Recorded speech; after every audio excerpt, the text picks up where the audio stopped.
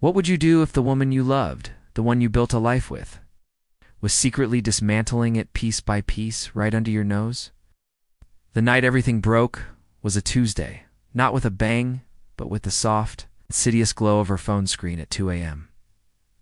I saw a name I didn't recognize, a heart emoji, and a message that read, "Can't wait for Miami." Miami. We hadn't planned a trip to Miami. My heart began to pound a frantic, desperate rhythm against my ribs.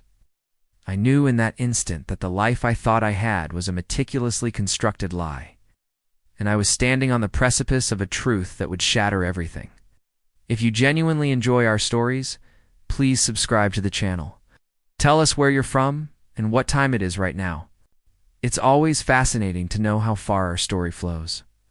The first few weeks were a blur of denial and sickening realization. Sarah, my Sarah, was a stranger. Her late nights at work, the sudden interest in new lingerie, the way she'd flinch if I touched her phone, all screamed betrayal. I started noticing the subtle shifts. Her perfume, a new, musky scent I didn't recognize, clinging to her clothes, the way she'd suddenly become distant, her eyes glazed over when I spoke about our future. She'd always been a meticulous planner, but now her schedule was a fortress of vague appointments and hurried exits. The humiliation was a physical weight, pressing down on my chest, making it hard to breathe. I felt like a fool, a cuckold, a punchline in a joke I hadn't been privy to. The man Mark was a colleague from her new marketing firm. I saw his smug face and a company photo on LinkedIn. He was everything I wasn't: flashy, superficial, and apparently irresistible to my wife. I started digging, not like a detective, but like a man possessed. I found the receipts first, tucked away in a forgotten purse. A weekend stay at the Standard Hotel in downtown Los Angeles, a place we'd always talked about visiting together. Then came the texts, a trove of sickening endearments and explicit plans hidden in a secondary messaging app on her phone.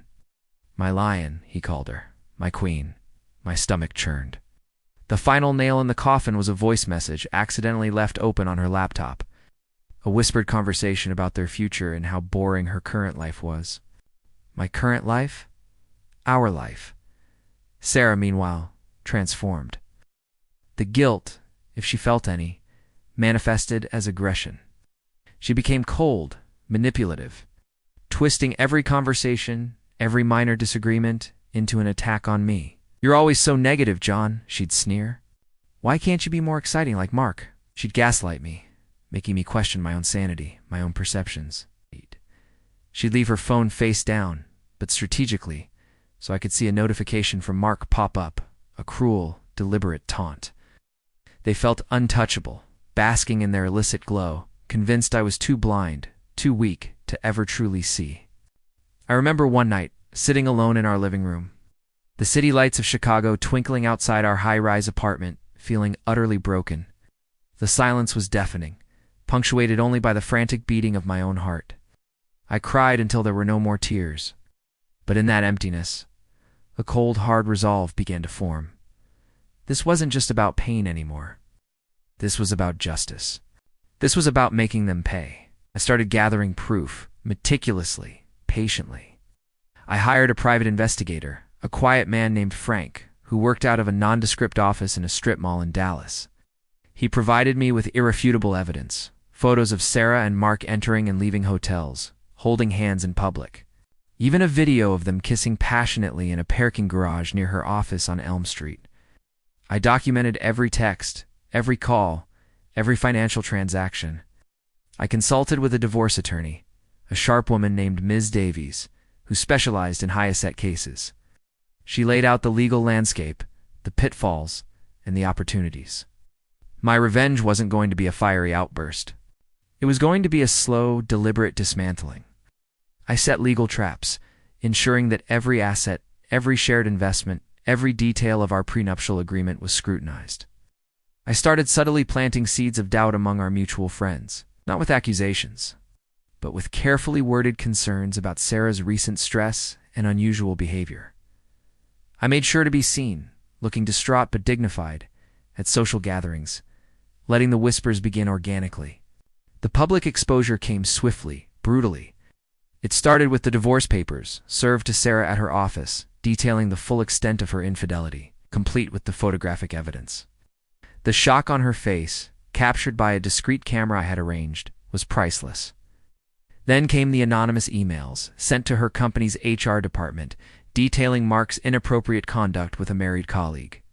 His career, built on a foundation of arrogance, crumbled overnight.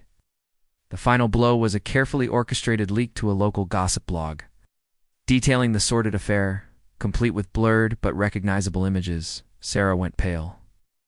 Her world, once so perfectly constructed around her lies, imploded.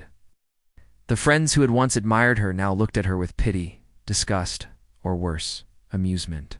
Her career, once promising, was in tatters. The legal battle was a bloodbath, and with the overwhelming evidence I had compiled, she lost everything. The house, most of her assets, and her reputation. She was emotionally, socially, and legally destroyed, a hollowed-out shell of the woman who had once so confidently betrayed me. I saw her once months later in a coffee shop in Miami, a city she had once planned to visit with him. She didn't see me. I just watched her for a moment, a ghost of the woman I once loved, now just a consequence of her own choices. The revenge was complete, but the victory felt cold, hollow. The silence that followed was the loudest sound I had ever heard. The end.